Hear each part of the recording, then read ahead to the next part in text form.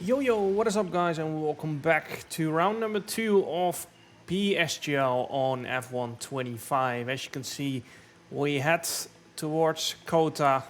Round number 2. Last week out we finished second after penalties. Today we're obviously going to try and finish first. Q1, outlap, completely dry for this walk quali session. So yeah, no rain. And honestly, I'm quite happy with that. Don't want to do too much rain practice or rain driving in general. At the start of the game, just want to get to know the drive first. See where we're on pace, where we're off pace relative to others. Last week out in Brazil, we're a little bit over the pace, nothing dramatic, but we definitely could have been faster. As you can see, 5 points behind Otis Lawrence. The win gets you 16 points, but a pole position gets you an extra point, and that's why we're 5 points behind. So yeah, that's not ideal for us because we tend to not get too much pole positions these days. But it is what it is. There's 14 races to make up for that, and today is one of them. Historically, we've been really good around Kota. Apart from last year at the start of the game, I think we were down in Q1 by like 2/10. So let's see if we can have a better start of the game around Kota this time. In F1 Esports I was quite fast around here, so let's see if we can improve on our last year's PSGL Q1 results, as I lost some for feedback there. So yeah, let's see if we can make it into Q2 on a single set of tires as well. It's not easy around Kota because it's a long track, a lot of places to have a little mistake, lose time. And yeah, one of the harder tracks when it comes down to qualifying. Into turn 1 we go, up the hill, on the curb on the outside to maximize track usage into turn 1. Flick on the steering wheel to get the car to slow down, and now up to 6th gear, 7th gear, using a little bit of that inside curb, and now flat out through pretty much this whole S section. It's pretty much flat out. I think it's a tiny lift for this left-hander. Yeah, for a brief moment, nearly a full lift, especially in Q1 of course. Maybe when we get to Q3 it's going to be closer to being flat out. And that was actually a really clean S section, a little bit wide in turn 1, so we might have lost some time there. Into the tight left-hander we go. That looks pretty clean as well. A little bit of a moment on the exit. Again, grip is not ideal, of course, here in Q1. Our teammate Freddie Rasmussen goes to provisional P1 with a 130.067. And last year, when we went out in Q1, Freddie actually, I'm not sure if he got pole, but he was P1 in Q1. I think half a second faster than me. So that was suboptimal, to say it like that. And now into the last sector we go. A little bit of a moment again on the exit. And now into the final 2 corners we are going to go. This one is so tricky. Easy to get an invalidation, easy to turn in too late. And it was clean, but perhaps not quite on the limit. And at last corner, I unfortunately lost for feedback final corner, man. Again, and that felt like lost me quite a bit of time. But into our second lap we go. Fortunately, couldn't do on a single set of tires. We are 1.7 tenths up and decided to take it careful into the final corner. Time says equal, and we quite easily make it through there on that second run into Q2. Yeah, our teammate Freddie Rasmussen did it on a single set of tires and still P1 by over half a tenth. That was a really good lap from him to save a set of tires as well at the same time for Q3. First we have to get there though. First new set of tires of Q2. We did do a lap on used tires as we go P3, but couldn't finish it. And as you can see, we ended that session in Q2. Only a single run done, and that means we're going to have 2 new sets of tires as well for Q3. So that is very lovely. It was really close to not making it into Q3 though. You can see only 1.5 hundredths of a second. And the field spread is ridiculously small. 1.5 tenths, less than 1.5 tenths from P1 to P11. Around Kota, which is such a long track with so many corners, is ridiculous. Anyway, on to Q3 you go then. 2 knee sets of tires. You can see that second last corner just missed the apex, run wide with understeer. Not ideal. And we're going to come across the line, and it is P7 only. Not a good lap. That was the same lap time we did as in our first run in Q2, even though the track is supposed to be much faster. And yeah, provisional pole is a 29.60, so we're 3.5 tenths away from that. So we need to do some improvement here. This is the one that counts. Down in P7. Into turn 1 we go. Again, aggressive on the flick. A little bit too early on the turn in. We clip the inside curb and a big moment on the exit of turn 1. And we've already lost half a tenth. Actually over half a tenth as we head into the S section. So we're going to have to make up some time if we still want to fight for pole position here. Into the second sector we go. That's clean. As you can see, we gained 2, 3, 4 hundredths there as well. And this is such a tricky exit. Easy to invalidate. Easy to lose the back end when we've gained the mistake back. Now let's see if we can gain some more back into the second half of the lap. That's a good hairpin, good exit, and we're half a tenth up as we add on to the long back straight. Using up all of our battery. Corner inside has invalidated their lap, I think so. So into the last sector we're going to go after this left-hander. Braking late, a little bit too late, lost the back end slightly there. And we lost a few hundredths. Into the final sector we go. Otis Lawrence goes to provisional pole again. And now we're going to have to make up lots of time if we still want to get a good result here in this Q3. And lots of understeer in that long left-hander. Let's see if we can do something in these final 2 corners. We did have a little mistake in our previous lap and we're going to absolutely send it. Otherwise, we're going to be down in P10 anyway. And you can see that was absolutely on the limit. Into the final corner we go. 2.6 tenths up as we open the DRS. It is not going to be enough for pole position. But it's a purple final sector and that puts us... I think I had a pot to exit T1. That was so weird. P5 on the grid. Yeah, the turn 1 mistake was such a shame. Otherwise, we would have started P3, maybe even P2, perhaps, if we had clutched up slightly better. But yeah, onto the race we go. P5 is a decent starting position. We can fight for the win from here. And yeah, we're going to be starting on the mediums. Just like I think 90% of the grid. Just because medium hard just tends to be the better strategy on this game.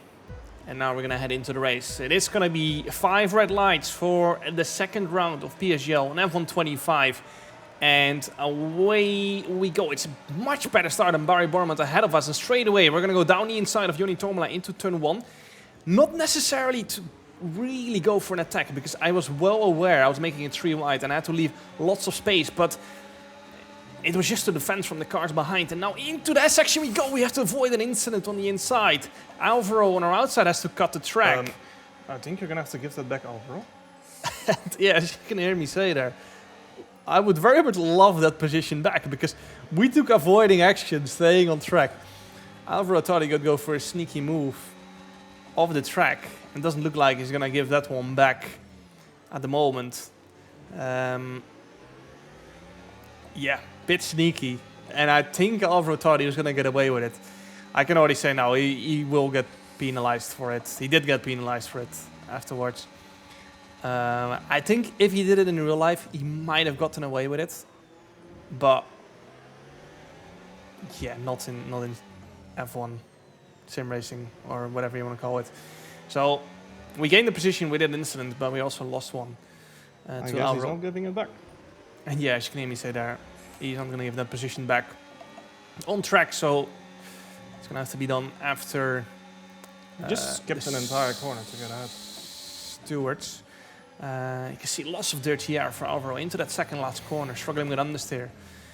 And yeah, he's really pushing it here, trying to get past Barry as well, up ahead. Across the line we go. Otis still in P1. Danny Bresnan still in P2. Barry Bormann P3. And on to lap 7. Nothing has really changed.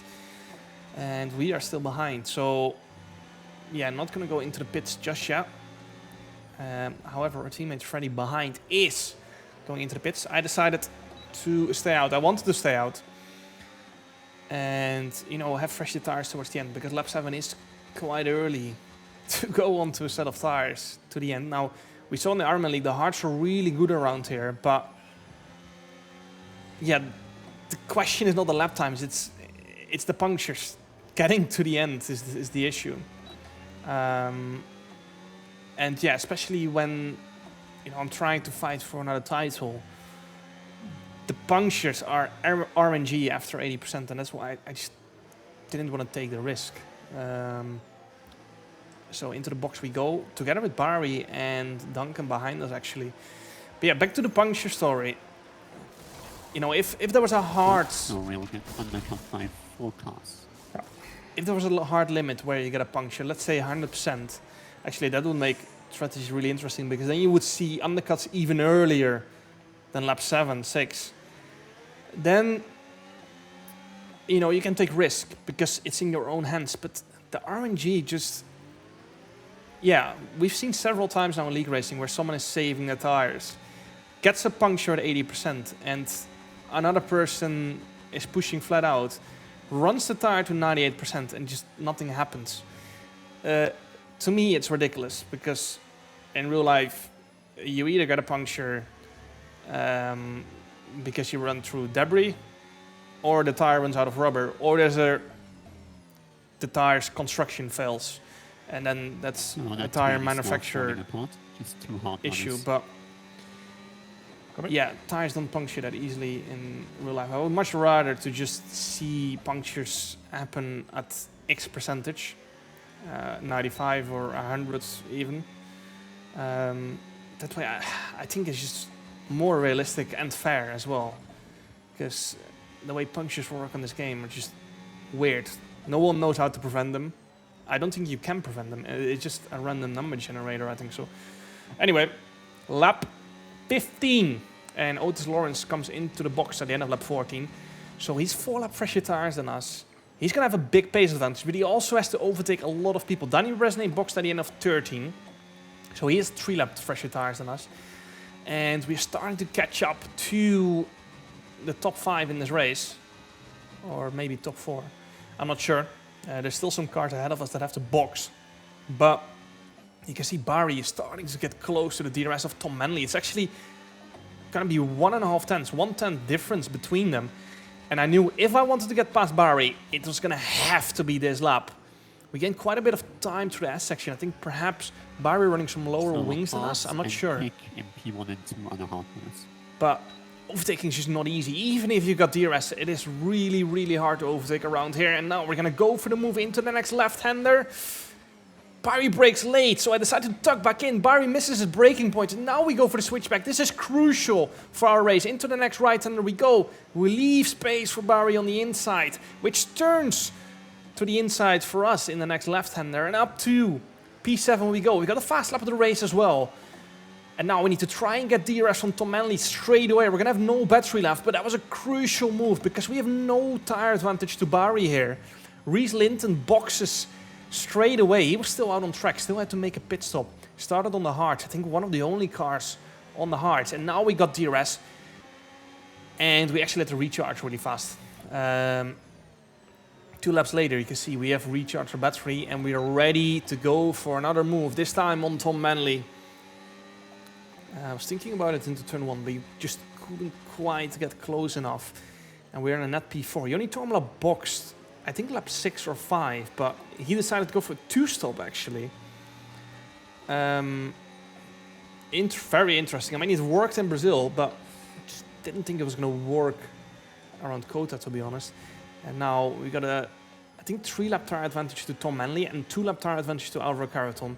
3 laps to our teammate Freddie Rasmussen as well. So let's see if we can pass with that tire advantage. Into the next left-hander we're going to go. We're going to try and get as close as possible, of course, and get a good access from this left-hander, which we do. A little bit of wheel spin, but we're only 2.2 tenths behind as we head onto the back straight. It's actually less than 2 tenths. It's 1.5, and now we go for the move. Tom Manley turns his battery off, and we get the move done up to P3. Alvaro Carreton next. And that's going to be the hardest one. He has only a 2-lap tire disadvantage, but he also has DRS. So he's going to be our main hurdle here to try and win this race. Trying to get as close as possible. You can see the backhand sliding around there into the long left-hander. And now recharging the battery a little bit. Carreton box lap 8, right? We know turn 1 is probably not going to be a great... Yes, 2-lap tire advantage. chance. So yeah, it's still aiming for that long back straight. Again, the issue we're facing is that every major overtaking opportunity has a fast corner in front of it, and that's going to give us huge dirty air. Even with our tire advantage, it's going to be really, really hard to follow through this S section. So yeah, let's see what we can do. Alvaro is around 6 tenths behind Freddy. We are only 3 tenths behind Alvaro. And I'm pushing as hard as I can to try and get as close as possible before we head onto the back straight. You can see we're just getting understeer, oversteer on the exit. As we try to get past Alvaro 3 tenths behind. As we head into the next left-hander, brake as late as possible. Try to set up the exit. Again, wheel spinning off the hairpin. Trying to go for another move. But you can see, I think Alvaro perhaps running lower wing as well. I just couldn't close in at all. Even though we were only 3 tenths behind. Or 2.5 tenths behind. We were just not gaining anything. We know the slipstream is pretty much non-existent on the F1 games. But you can see, we actually braked a lot later there. And now we got an overtaking opportunity into the next left-hander. We send it down the inside. We slow the car down. And we get the move almost done. Unfortunately, Alvaro's got more momentum around the outside. I tried to tuck back in. Recharge the battery. What is and then battery on over the line? Do you know? Negative. Not stated. And yeah, now we need to try again on the next lap. We got 9 laps to go. But every time we go for a move, we are hurting our tires a lot. Because it just takes so much of a time to try and go for moves. Lap 28, you can see Otis only down in P5 as well. He just struggled to make really any inroads to anyone else. It's just so hard to overtake on this game. And we're stuck in P3 behind Alvaro. Still trying to go for a move, but I knew as well at the time he was going to get a penalty for a lap 1. So I was like, you know what? I've tried. I got my second warning here as well, so I decided, you know what, let's just stay in P3. It's going to be a 1-2 for me and Freddy. We're going to score big in the constructors. And yeah, no point in taking any risk anymore for the rest of this race. We actually broke the arrest to Barry on that last lap. I didn't even notice until we got into the tight left-hand hairpin that we had broken the arrest because I was just so focused on Alvaro ahead. I'll just drive safe because I'm on my second warning. And you guys can hear me say that, I'm just driving safe because I'm on my second warning. Otis and Barry going side by side again on the last lap here. And yeah, it seems like Otis got the move done up to P4. Now Alvaro's going to get a 1 second penalty, which gives our position back, but he maintains the podium. So small penalty, which I think is more than fair enough, to be honest. It's not like he destroyed a race or, you know, caused a massive incident. It's just a position swap. So more than happy with that. And we get P2. Freddy gets P1. Great race for us as a team. And for Freddy, of course, I think he had a DNF last week. So great points for him. Great points for us in the championship as well. And yeah, next week it's going to be Silverstone. Not going to lie. We've won there in F1 Esports, but especially since like last year, I really don't like the feeling of Silverstone on the F1 games. So yeah, I'm not sure what's happened. It feels like there's so much grip, but at the same time there isn't. It's really weird. But we're still going to have to perform well. Standings-wise, we closed the gap down to 2 points. And we're 2 points behind because Otis got pole twice, actually. So that is no ideal. Because otherwise we would be equal in points. Freddy up to P3 after that win. Alfie Butcher in P4 didn't drive this race. Alvar Carlton in P5 who didn't drive in the first race. So yeah, let's see what we can do next time out in Silverstone. Hope you guys enjoyed. Make sure to like, subscribe, and see you guys next time. Ciao.